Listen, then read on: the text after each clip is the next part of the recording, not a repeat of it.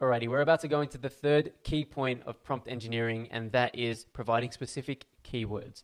Now, what specific keywords do is point ChatGPT in the right direction. Without these, ChatGPT will provide a response similar to the context situation where we want to make sure that we get the right answer out of this.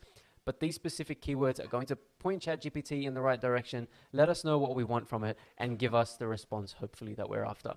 An example of this that we've seen already in previous videos of this course is actually in the code generation section.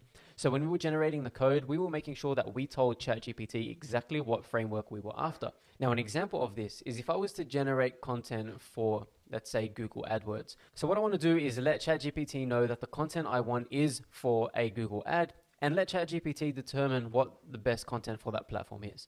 So if I say now I want to generate a Google ad for my company, my values.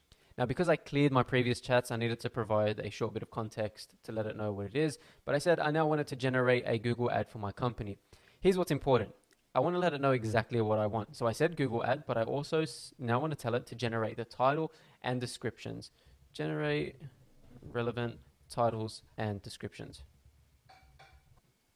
Now here's where ChatGPT gives us exactly what you want. You'll notice that the titles are short in length and also long for the descriptions. Now what I have noticed is sometimes it struggles to get character lengths right, so you may need to tweak some of the responses you get from ChatGPT, especially when you do have a character limit. So I think for Google Ads, the character limit is around 15 characters. I'm pretty sure this goes over, or it may be 30, but you do have a limit. So this does go over. What I can do is copy this, paste it, and say make this less than 30 characters.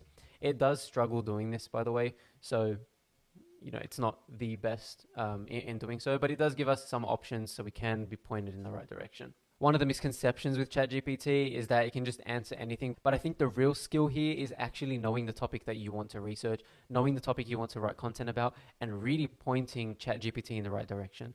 Just making it very broad and letting ChatGPT go wild is probably not going to yield the best responses and give you exactly what you're after. However, using the tips and tricks that we're learning in this course about prompt engineering and being able to point ChatGPT in the right direction, you are going to be an expert at generating prompts and receiving the responses that you're after from ChatGPT in no time.